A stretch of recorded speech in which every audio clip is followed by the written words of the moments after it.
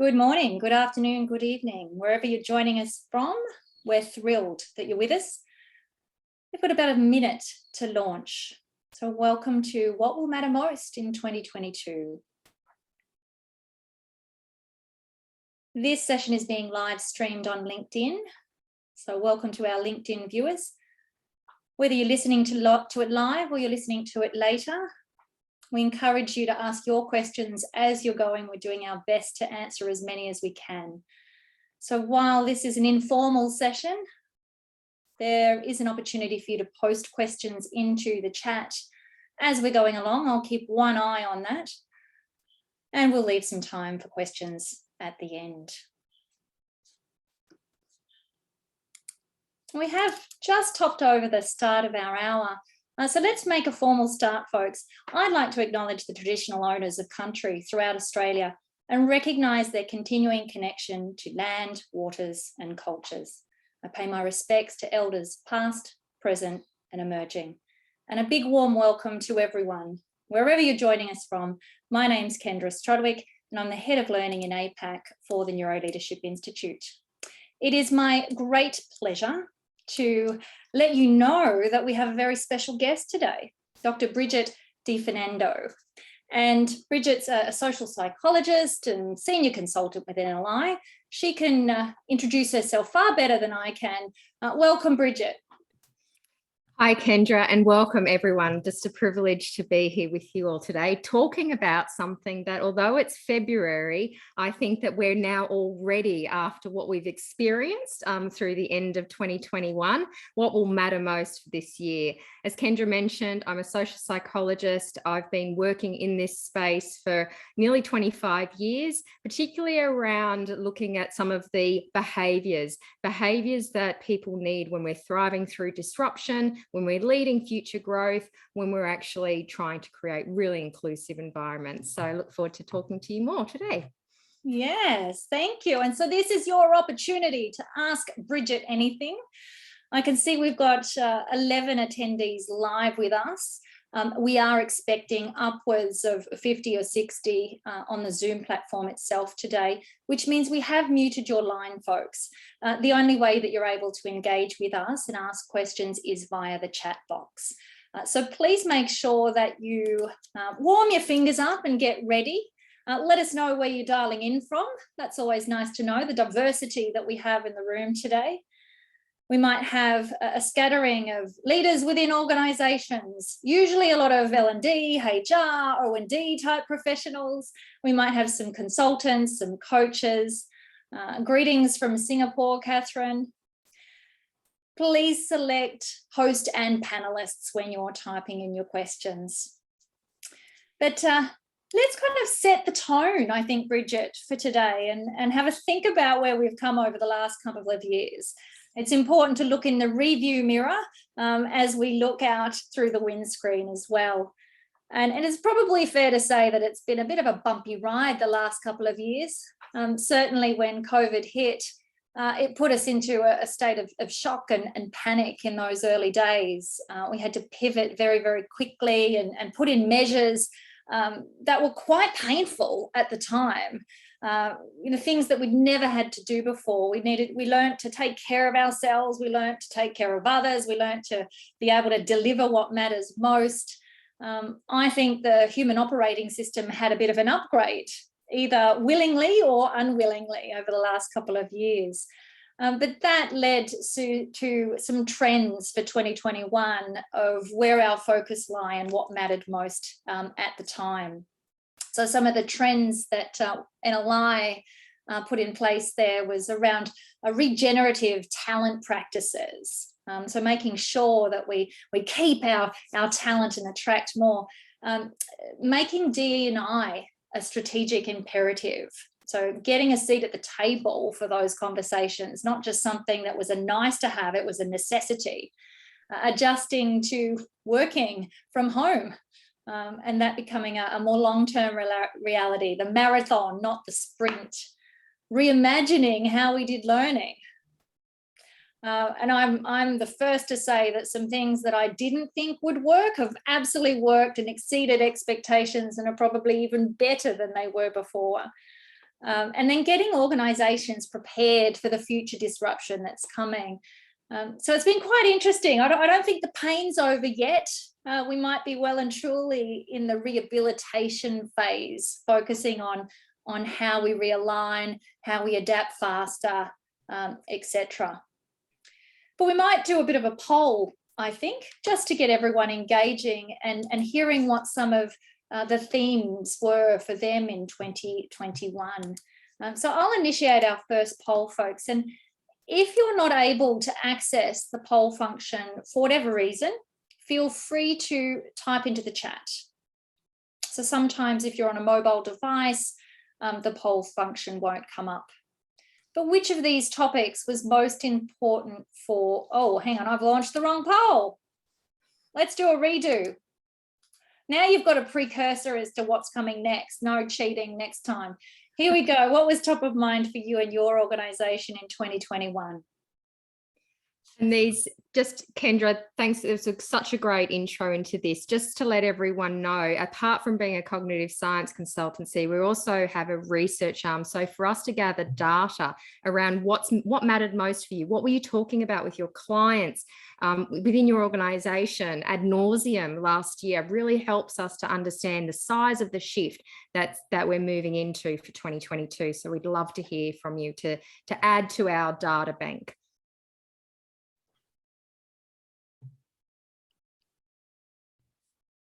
And we've got good participation so far. So if you're not able to use the poll, feel free to type in the chat.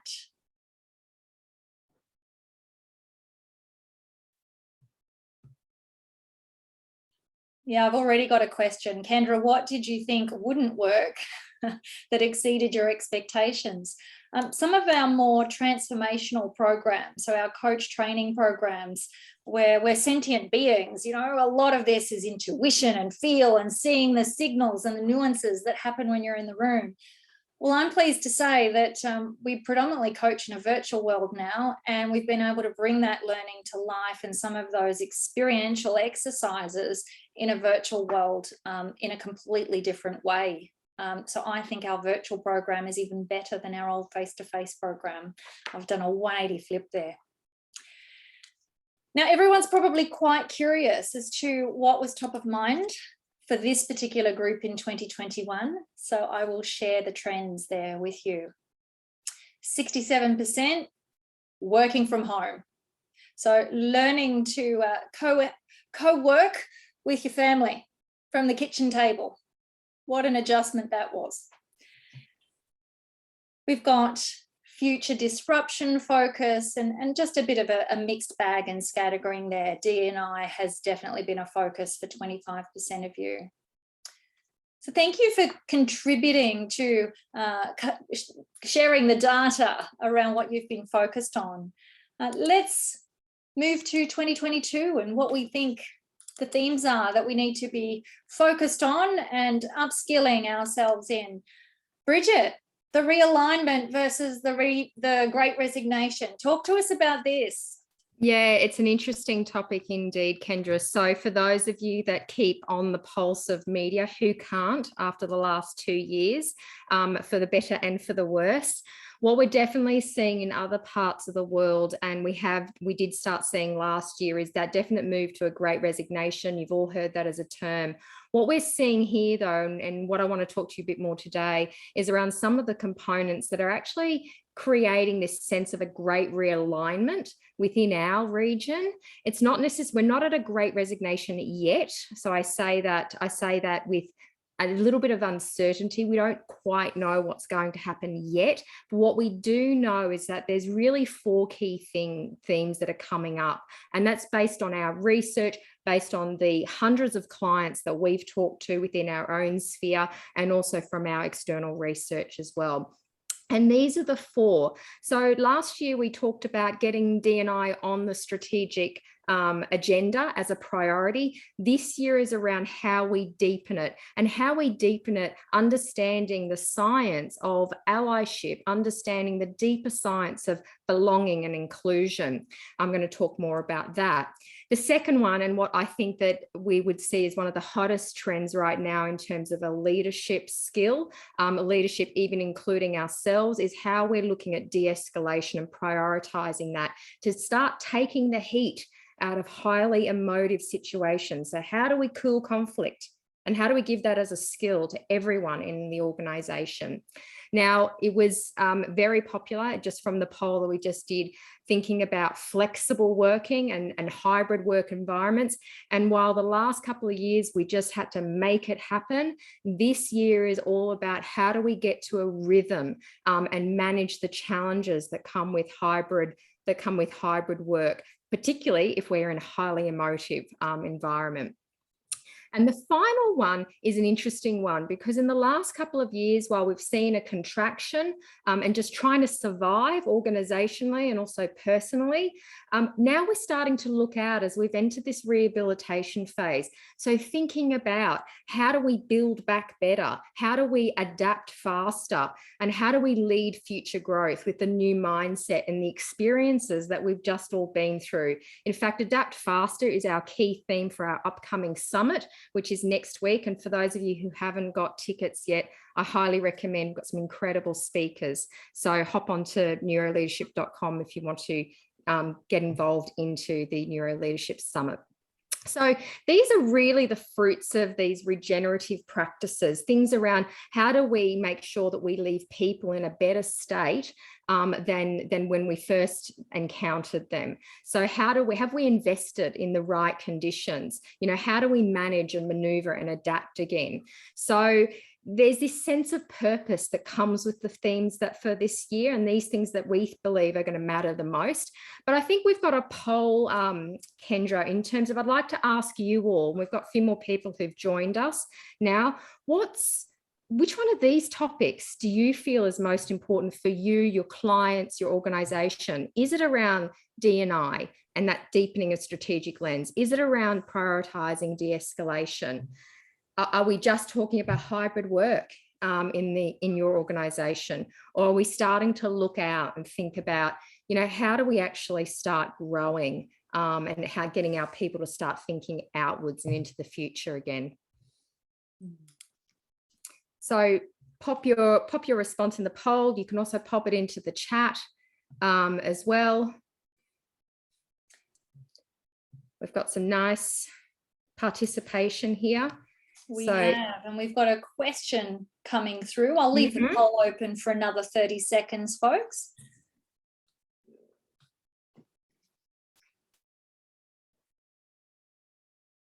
Thank you for your thoughts here. This will help co-create today's conversation. So we'll know how long to spend on each element by you sharing your thoughts here. We've got good participation over 80% now. So I might close the polls and just share that with you all so that you can see. Overwhelmingly, leading for future growth and making hybrid work is where our real interest and energy lies, and even 8% each for DE&I and de-escalation.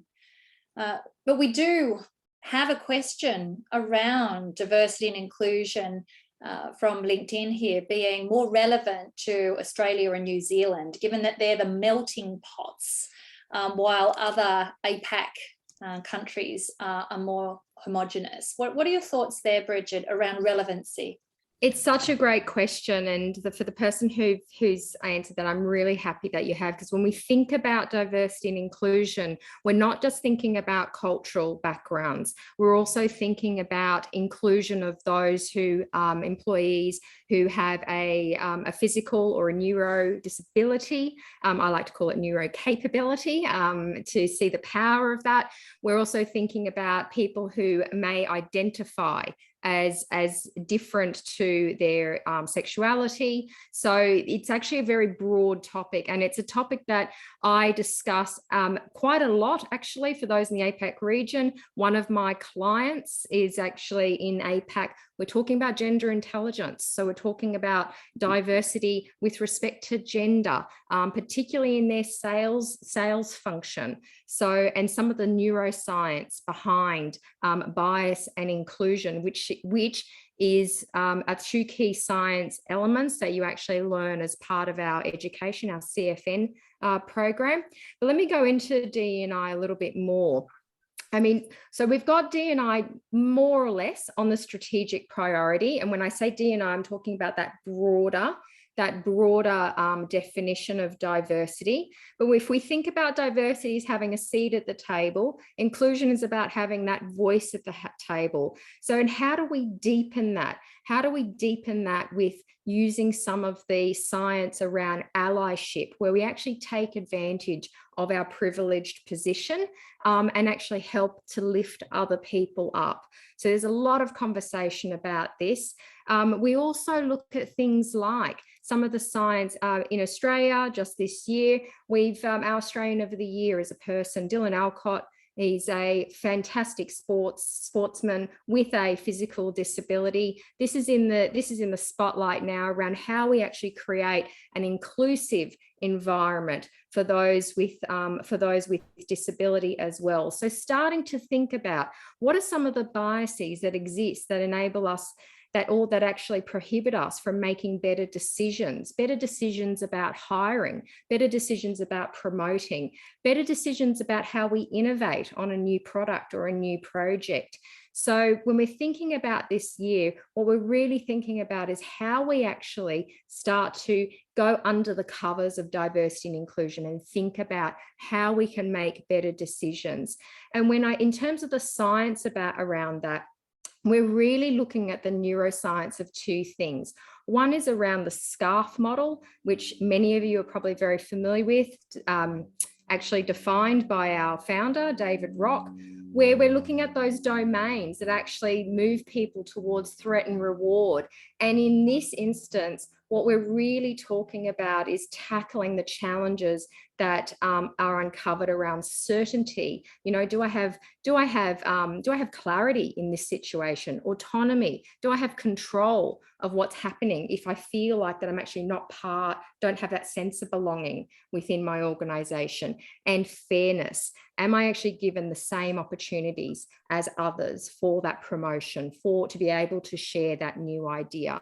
So 2022 is around that deepening of that lens. And it's an important one, because what we're also really talking about is how, as an organization, we're speaking up, and how we're speaking up when we're challenging a behavior, or whether we're challenging a new idea, and what happens with respect to the psychological safety within that space.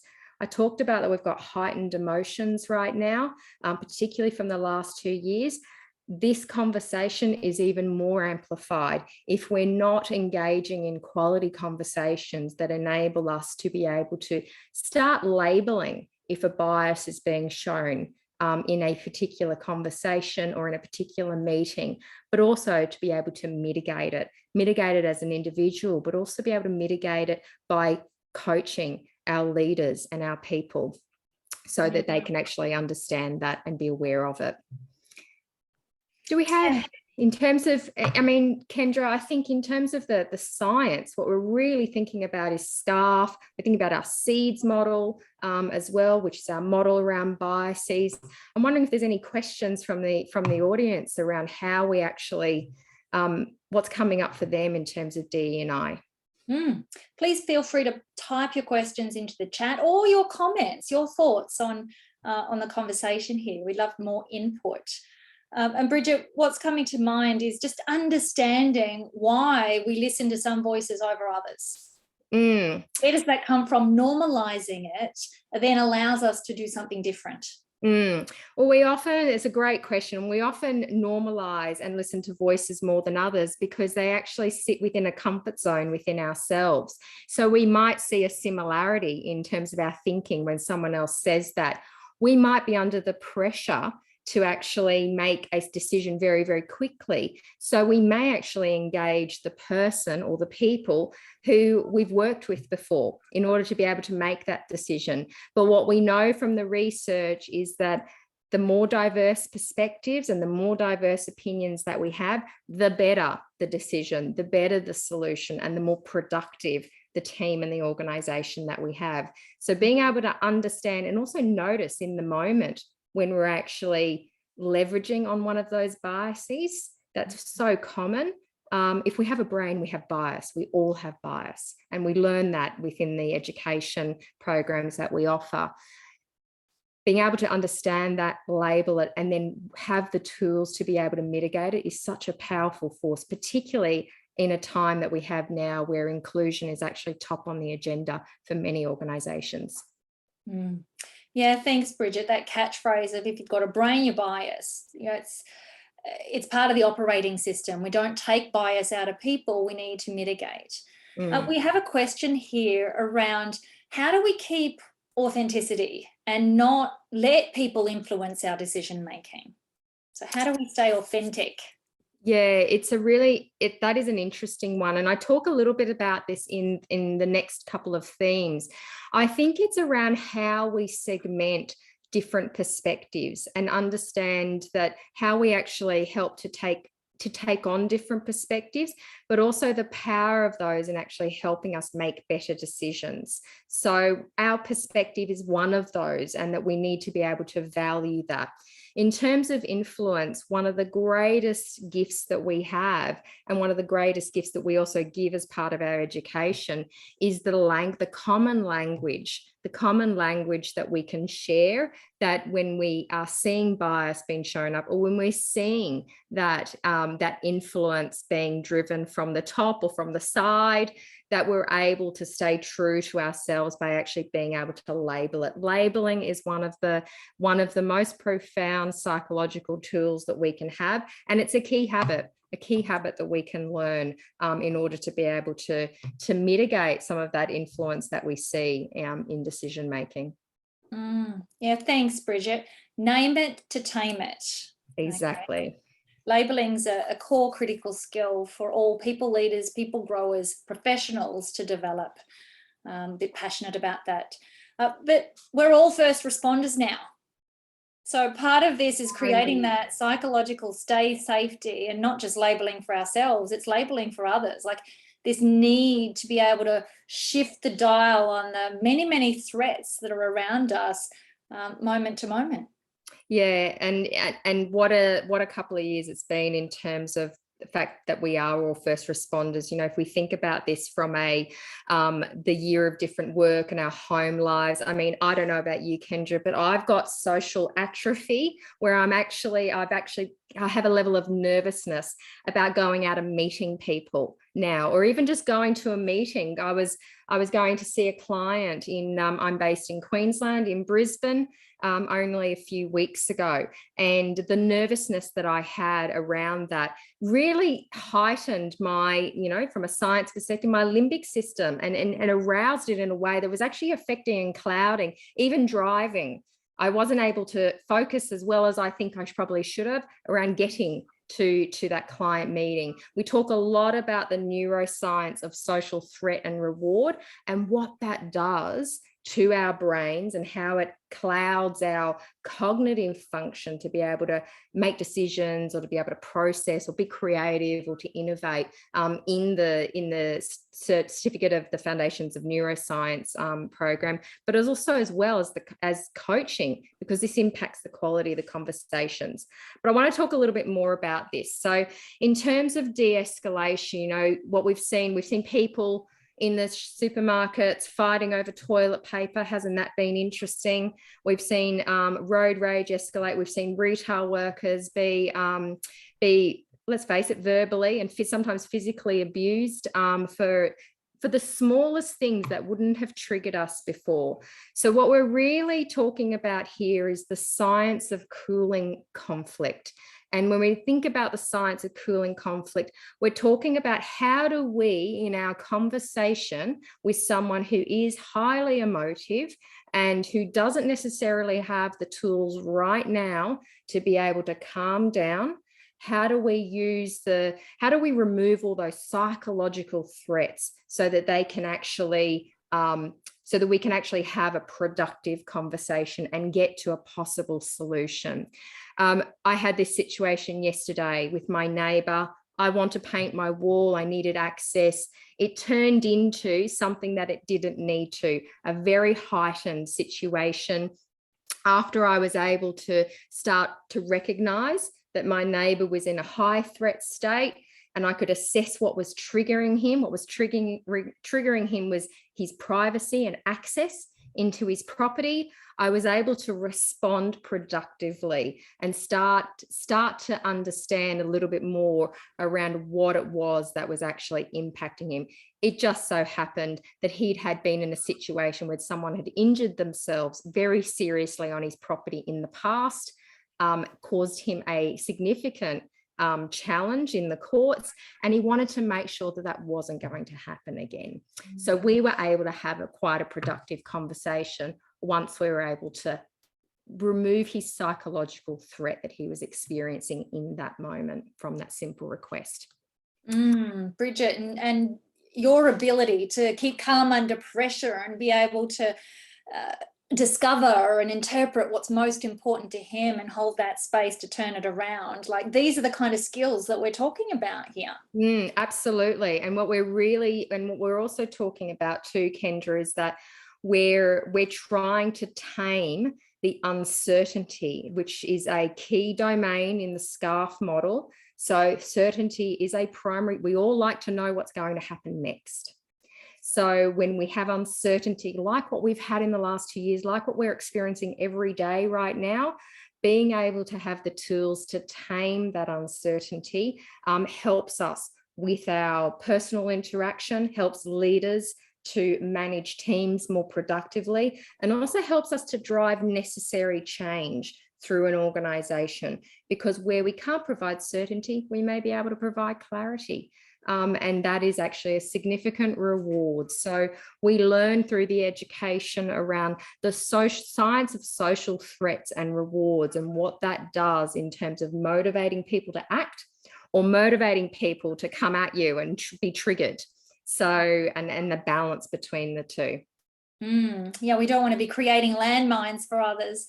So knowing what they are allows us to respond differently. And you used a word, productive. Earlier. It's about this productive levels of threat, not unproductive levels of threat. So like that sweet spot of threat. A little bit of threat's good, too much tips us out of eustress into distress, and then we're not our best selves, or we're not performing well, etc. Absolutely. A little bit threat gets to notice, gives us a bit of attention, and attention, we like it, our brain likes attention, but not in high or severe doses. Or over long periods of time. Correct. There's a comment in the chat here that someone's sharing that the naming sheds extreme, light on different perspectives. A great starting point for engaging in any conversation. So it's, it's one perspective, not the perspective. Well, I guess we're going to talk a little bit more about perspective taking as we move forward.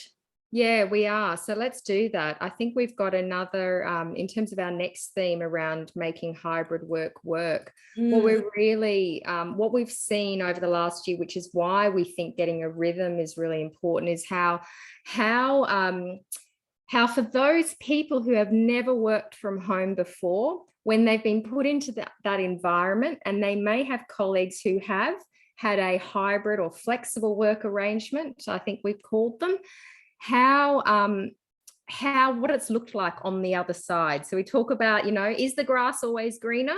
Or have I actually engaged that person as much as I should have, even though, because I just thought that because they were at home, I don't need to worry about them so much. So getting into that rhythm around how we make hybrid work is part of the power of now understanding people's perspective.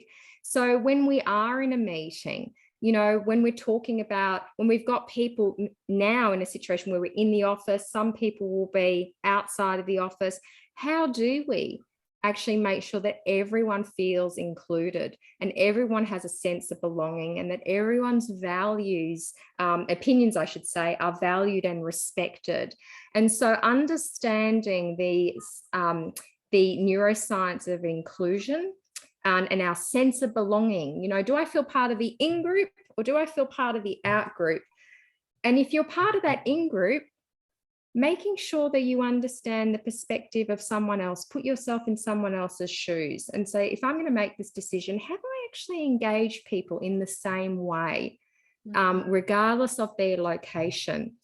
How do I manage the conflict around people who actually don't necessarily want to come back in the office, but perhaps there's a mandate where people must come in 2 or 3 days a week?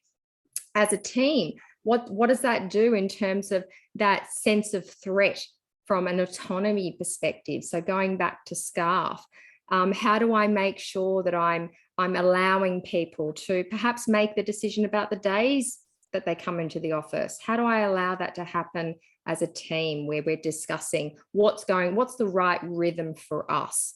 So we definitely see this as a significant trend. It came up in the polls, so for the organization, how do we get flexibility and fairness right for the organization so that we can be productive and start to grow again and start to look out rather than just survive? But also for leaders, how do we enable the right capabilities and the right systems to be in place, and the right team principles to be in place so that we can operate effectively? What we do know about leaders is that when it's actually just as challenging for the leader to have a hybrid work situation as it may be for the individual, and where the research tells us that leaders do feel a sense of loss of power if they can't physically see someone across the room. So how do we bring that? How do we create a sense of autonomy and control, even within the leader, that it's actually okay to have this rhythm? So the neuroscience, again, around the power, the science of power and perspective, looking at how we can mitigate fairness to ensure people who are in the office or outside the office have the same voice and can contribute equally. And also, how do we manage for any potential uncertainty that is likely to come? We are not over this yet. We're in rehabilitation phase, but we know it's going to be a bit of a back and forth for the coming year. So how do we make sure that we're acknowledging the reality of where we currently are, and that we can adapt accordingly without triggering people in a hybrid work environment? And we've got a question, Bridgette, around some of the rituals that we use to hotwire trust and in-group, like breaking bread and getting together as a team, and we're not able to do that now. Have you got any tips around what works to catalyze psychological safety when everyone's virtual or not under the same conditions? Yeah, I think this is where what we've seen in the last 18 months, even 2 years, is that sense of vulnerability from the top. So a leader even being able to share some of the challenges and the struggles that they've had personally. Working from home, let's face it, has been a challenge, because if you've got kids at home, if you've got, you can't separate your office from the guest bedroom because they're actually the same room, that physical space has become a challenge. So how showing that sense of vulnerability and transparency is not a sign of weakness. In fact, what it shows is it's setting a tone for the team to be able to feel safe to speak up about the good, but also about the not so good of operating in a hybrid work environment, or when you're trying to collaborate on a new product or a new project. It all can be done. Our research shows that you're actually more productive, up to 20% more productive in a flexible environment than you are necessarily in the office from 9 to 5. However, it's around setting those principles between the team and the leadership in order to get that rhythm right. So they're things that we do talk about the science of from an education perspective. And I think, Kendra, it's probably safe to say that the art of coaching and the conversations that you can have in order to show that vulnerability, transparency, but provide certainty and a level of fairness is key in this aspect. Well, flexibility itself requires partnership. It's a two-way process. So learning how to partner, co-create, ask more than you tell is going to be helpful in that situation. Absolutely. Before we move on to our last one, we did have a question that came out earlier that would be remiss of me if I didn't bring to your attention, and it was regarding de-escalation skills. And so this person's curious to know how many traditional meditation type skills are used in the de-escalation process or the cooling process. Yeah, I think was it meditation, or I think it's mediation. Oh, mediation. My apologies. That's my poor eyesight on the mind. Meditation actually might be a really good thing in terms of de-escalating. Very necessary. But in terms of traditional mediation skills, yes, in fact, the program that NLI is about will launch at the summit next week. The habits-based program known as CALM, the Science of Cooling Conflict, actually has its origins from, and we've actually worked with police enforcement and through some simulations around how we cool conflict and how we've extrapolated that into very simple habit-based activation that can be done from everyone, from the first responder right through to the most senior level of leadership. And I think that's an important thing. It's not just the front line who need de-escalation skills. This year is about everyone, particularly leaders, being equipped with being able to cool conflict that may not have been seen as a high, as a trigger conversation 2 or 3 years ago. What we're seeing now is that even the most subtle conversations are actually are in a position to be triggered and require de-escalation habits in order to be able to be cooled down. So that gets launched next week. Watch this space. Watch this space. Bridgette, would you be able to spend 5 minutes or so talking about leading future growth? Because we had a lot of interest around that. Yeah, look, and leading future growth, what we're really showing here and what the data is showing us is that you know, the fruits that we've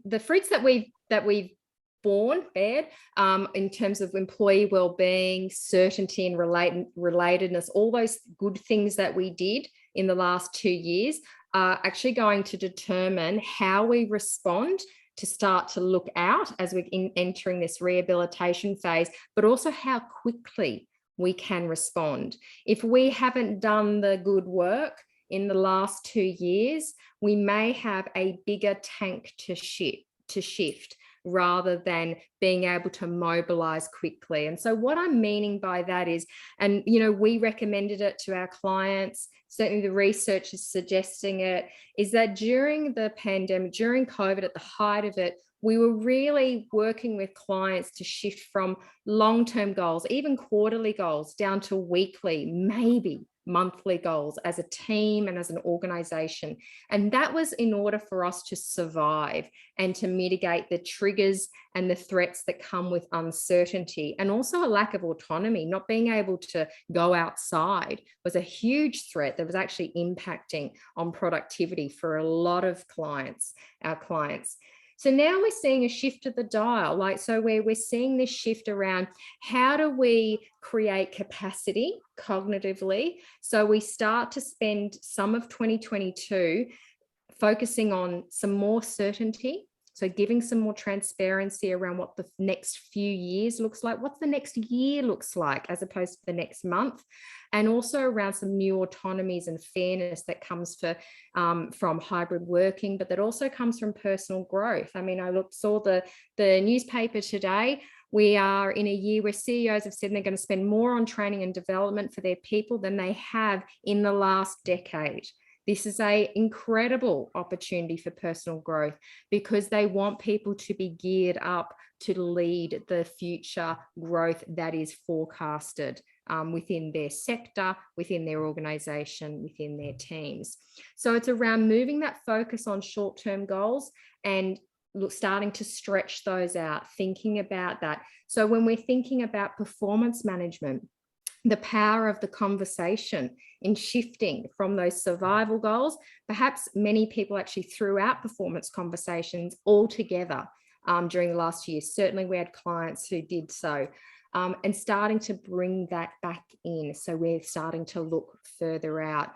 We're also thinking about how do we start to think with a growth mindset, saying, well, we know there's future growth, but we may not have the skills or the capability yet, but that yet is powerful. How do we start shifting the dial in our conversations to start gaining that development and those capabilities that are required in order to make our contribution to the future growth of the organization?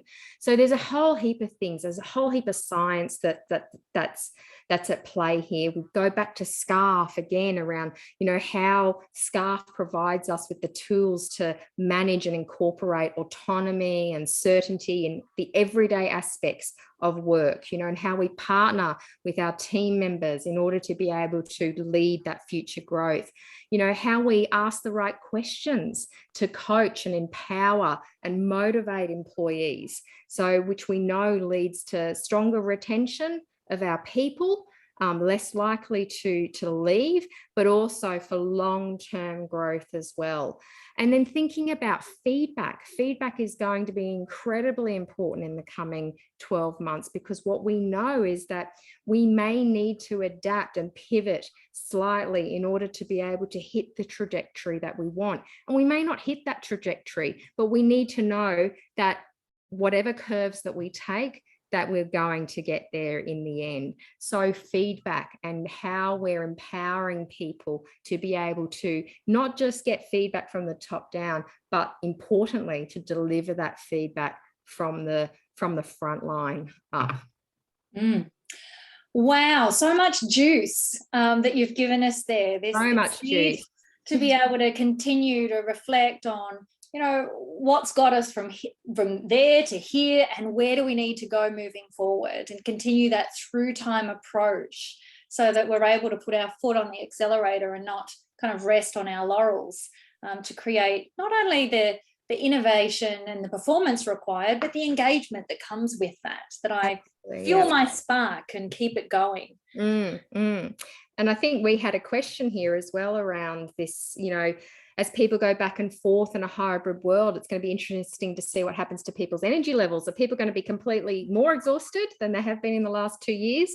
Or are they going to be more energized? And, the answer to that, I think, is it depends. What we know from a neuroscience perspective is that being able to engage in something new, because let's face it, going into an office has become a novelty thing again.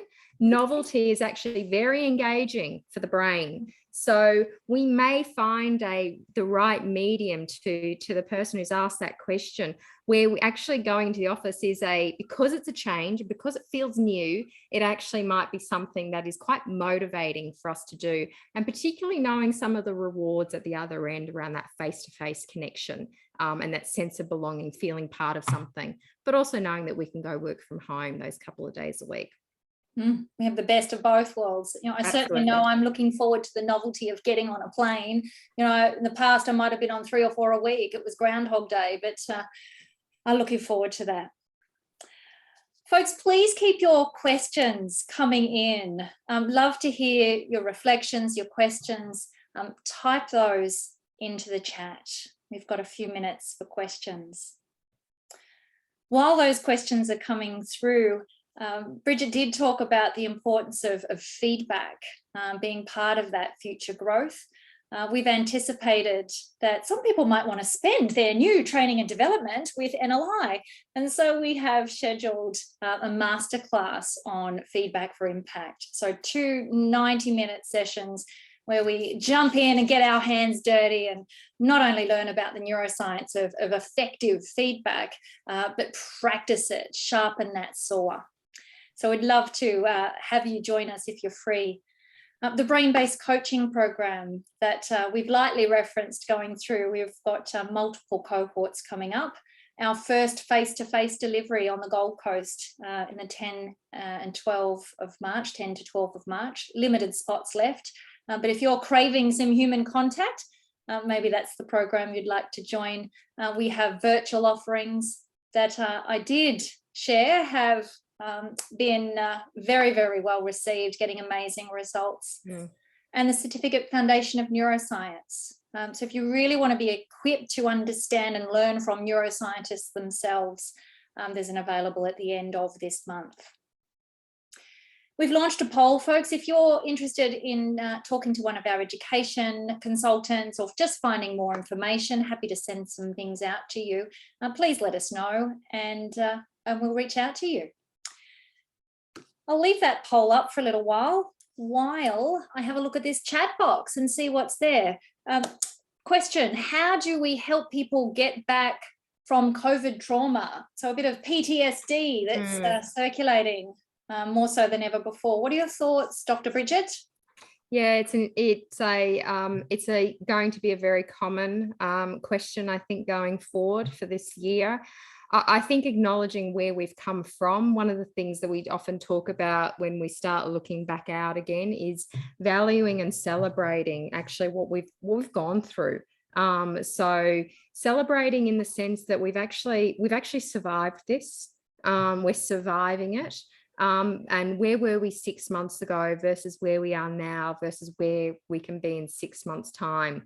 So when we're particularly thinking about leading future growth, we're really thinking about how we're taking the experiences that we have, how we're acknowledging that, and that was painful, painful for many, many people, many of our colleagues and our peers, and how we actually start to think more into the future and carry forward. But this is not a turnaround in a day. Rehabilitation is going to have its ups and downs. And I think we have to, in terms of, if those of you have broken a leg or an arm or have had to do long-term physio, we're in a very similar time to that. Some days it's going to be hard, and other days we're going to get those wins, but it's celebrating those small wins that are going to help us through that trauma that we've experienced in the past. Thank you, Bridgette. We need to be willing to do the work, the exercises, and track and celebrate the small progress that we make along the way that, unless we're intentional about, goes unnoticed. That's right. Folks, we're at the top of our time today. We've covered quite a lot of topics very, very broadly. It has been a run through. If you're interested in diving deeper into any, reach out to us. We'd love to have more conversations with you. On behalf of the entire team, we wish you well, stay well, and we hope to see you soon. Thank you so much, Bridgette. Thanks, Kendra. Thanks, everyone. Lovely to be with you all today. I'll leave the lines open. If there are any questions coming through, please feel free to type them.